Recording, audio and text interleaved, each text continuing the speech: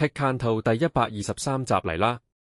今日睇下 eBay 搞定 App Store 新品 Apple 太機，紐約人驗證年齡。eBay 有大手筆 ，eBay 仲有56倍美元嘅安撫金。Steiner 二人唔時諗唔好，惹咗高層唔開心。Company 索償，有錢話講。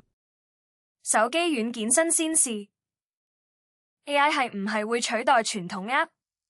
開發者仍然快馬加鞭推出新軟件 App 新品，快啲尋找。